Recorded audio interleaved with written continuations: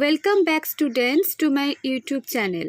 Today I am going to explain the poem Asleep in the Valley by Arthur Rimbaud. He was a famous French poet and popularly known as boy poet because he wrote his best poetry when he was only a boy of 16 to 20 years old. He was actively a participant of the Dutch army. He went to the war, that is the French-German War, and he had seen or experienced the dark sides of war in his own eyes.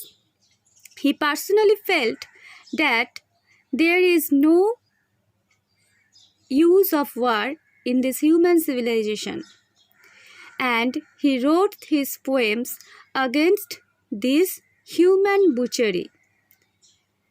Yes, this poem brightly expresses the futility of war in our human civilization. I will explain the poem in both Bengali and English so that you can have a better understanding. Now we will go through the poem. Please keep your text in front of you. A small green valley where a slow stream flows and leaves long strands of silver on the bright grass. From the mountain top stream the sun's rays. They fill the hollow full of light. You can notice the free verse of this poem. Yes, this poem is written in free verse.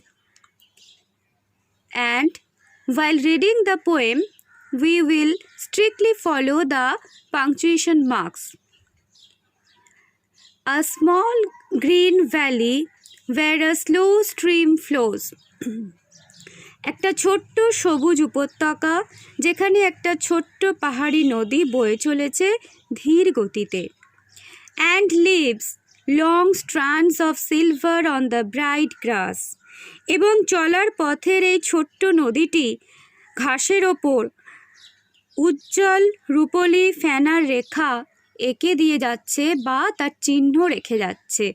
অর্থাৎ ছোট্ট নদীটির ঢেউগুলো এমনভাবে ছোট্ট ছোট্ট ঢেউগুলো এমনভাবে চলেছে যেন মনে হচ্ছে তার দুপাশে যে ঘাসের তটভূমি রয়েছে সেখানে সে রূপলি একটা চিহ্ন এঁকে দিয়ে যাচ্ছে তার অবস্থানের। কার অবস্থানের? নদীটির অবস্থানের।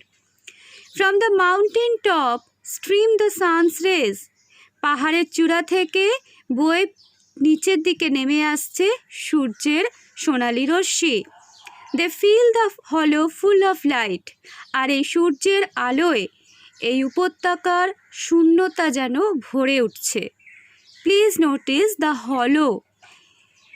কবিতাটা পড়লে তবে আমরা এই হলোটার মানেটা বুঝতে পারবো কেন এই শূন্যতাকে এখানে বর্ণনা করা হয়েছে। So you have to wait till the end of the poem. A soldier very young lies open mouth. খুব অল্প বয়সের একজন তরুণ সৈনিক হাঁ মুখ করে এই উপত্যকায় শুয়ে রয়েছে।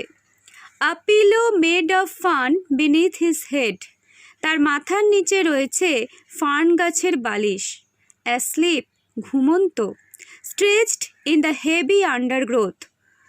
আর তার বিছানাটা কেমন? তার বিছানাটা হচ্ছে ঘন ঘাসের বিছানা। Stretched, সে একেবারে তার শরীরকে মেলে শুয়ে রয়েছে। Pale in his warm green sun-soaked bed. Sun-soaked, সূর্যের আলোয় পরিপূর্ণ। গ্রিন, সবুজ রঙের, অর্থাৎ সবুজ ঘাসে পূর্ণ। ওয়ার্ম, উষ্ণ। এরকম একটা বিছানায় সে শুয়ে রয়েছে, বাট পেল, কিন্তু খুবই বিবর্ণ। Just notice students the contrast in the poem. দেখো বারবার এখানে উপত্যকাটাকে কিন্তু গ্রিন, ফুল অফ লাইফ বা লাইভলি বলে দেখানো হচ্ছে। The expressions stream flows, strands of silver on the bright grass, mountain top, stream the sun's rays. All these expressions, along with warm green sun-soaked bed, are representative of a lively nature.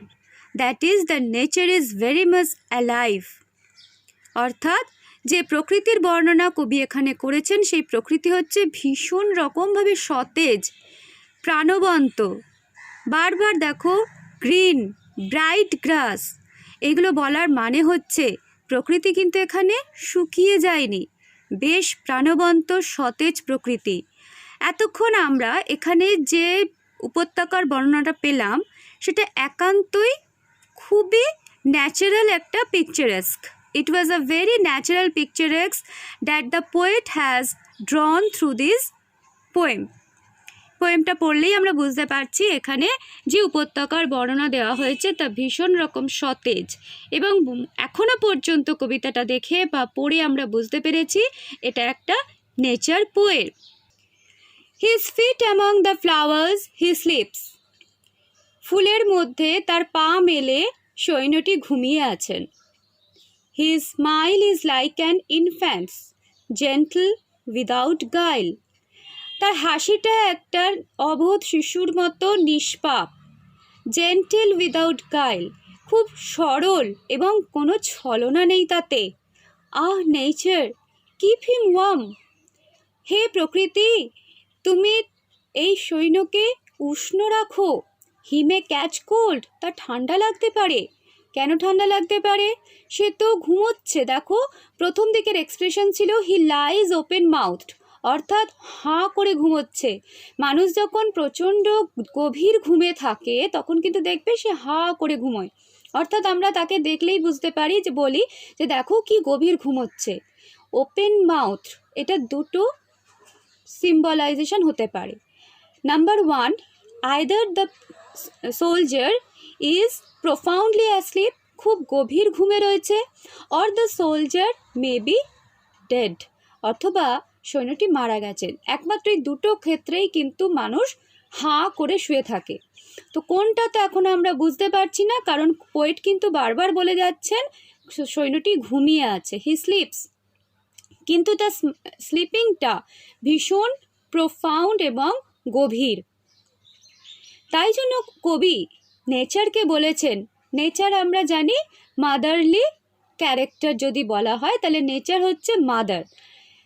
তো mother নেচারের কাছে পোয়েটের request যে হে প্রকৃতি, keep him worm, এই সৈন্যকে worm বা উষ্ণ রাখো। হি মে catch cold, তার ঠান্ডা লেগে যেতে পারে। আমরা যখন ভীষণ গভীরভাবে ঘুমোই আমাদের তখন কোনো রকম কোনো হুঁশ থাকে না। তো খোলা আকাশের নিচে সৈন্যটি, পাহাড়ি উপত্যকা, খোলা আকাশের নিচে ঘুমোচ্ছে, তাহলে ঠান্ডা তো লেগে যেতেই পারে। The humming insects don't disturb his rest, গুনগুন করা পতঙ্গরাজির দল কিন্তু তার এই বিশ্রামকে ভাঙিয়ে দিতে পারছে না, অর্থাৎ কোনো কিছু আওয়াজেই কিন্তু তার ঘুম ভাঙছে না, তাহলে কত গভীর সে ঘুমোচ্ছে। হি স্লিপস ইন সানলাইট, সে সূর্যের আলোয় শুয়ে রয়েছে। One hand on his breast, একটা হাত তার বুকের ওপর।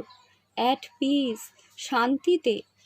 In his side there are two red holes, তার পার্শ্বদেশে, তার শরীরের পার্শ্বদেশে দুটো রক্ত রক্ত বা লাল রঙের দুটো গর্ত পাওয়া যাচ্ছে। What are this two red holes stand for? This two red holes stand for the two bullet wounds, দুটো বন্দুকের গুলি। That means the soldier in this poem is dead. এইবার তোমরা পোয়েমটা আরেকবার পড়ো, পড়লে বুঝতে পারবে এই যে লাইভলি পিকচারেস্কের যে ডেসক্রিপশনটা দেওয়া হয়েছে, lively nature, bright grass, green, sun rays, warm sun-soaked bed, the stream flows, the humming insects, deep sunlight. These are the all expressions of a lively nature. The nature is not dead here, but in contrast, the soldier is dead. The contrast is so ironical that it deeply expresses the futility of war. দেখো, জীবন্ত প্রকৃতির মাঝে একজন ঘুমন্ত সৈনিক যে মারা গেছে, তার ঘুম এখানে sleep stands for death, peaceful death, অর্থাৎ সে মৃত্যুতে যেন শান্তি পেয়েছে। যুদ্ধের দুটো বুলেটের আঘাত তার প্রাণ কেড়ে নিয়েছে ঠিকই, কিন্তু যুদ্ধের এই অস্থিরতা থেকে সে কোথাও বোধহয় শান্তি পেয়েছে। এই যে কন্ট্রাস্ট, একদিকে লাইভলি নেচার, অন্যদিকে dead soldier, these are the two opposite side of our life. একদিকে জীবন, একদিকে মরণ। জীবন বা life, that is represented by the beautiful description of the nature, and on the other hand there is the dead soldier lying with 2 bullet wounds. এই যে দুটো contrast, this contrast are the very representation of futility of war, pity of war. It surely reminds us of the poet Wilfred Owen, who also in this way has described the futility of war in his poems. These are the war poets who has bravely and very finely brings out the uselessness of war in human civilization. এই যোদ্ধা কবিরা, তারা কিন্তু বেশিরভাগ কবিরাই কিন্তু যুদ্ধে অংশগ্রহণ করেছিলেন।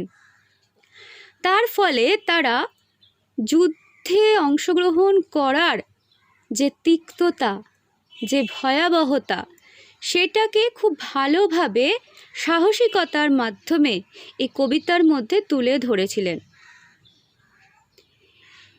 আজকের এই কবিতায় আমরা যে সোলজারটাকে পেলাম, তিনি মৃত, কিন্তু কি অদ্ভুতভাবে তার ব্যাকগ্রাউন্ড, তার পটভূমিকা, যে প্রকৃতিতে সে ঘুমিয়ে রয়েছে, চির ঘুমিয়ে নিদ্রিত, সেই যে প্রকৃতি, সেটা কিন্তু জীবন্ত।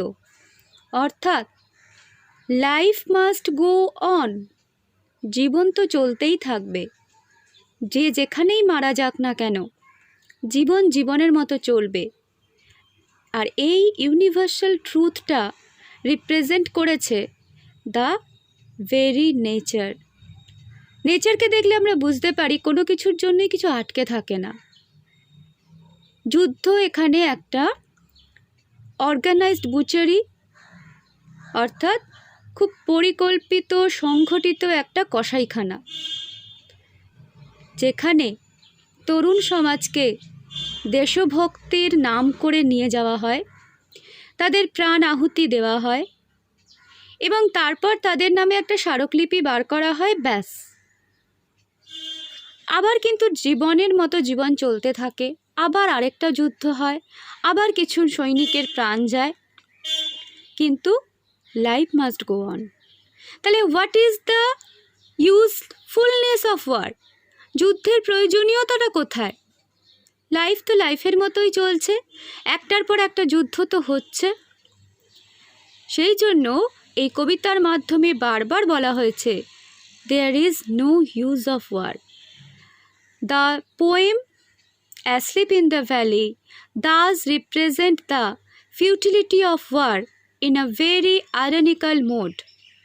The first part of the poem beautifully introduces the liveliness of nature, till the last line, when we come to know that the soldier whom we have seen apparently sleeping is actually not sleeping, but he is a dead soldier. The red holes that is indicative of 2 bullet wounds are the representative of his death. Please, students, go through the poem again and again, and you will understand the underlying irony the poet has explained through it. Thank you.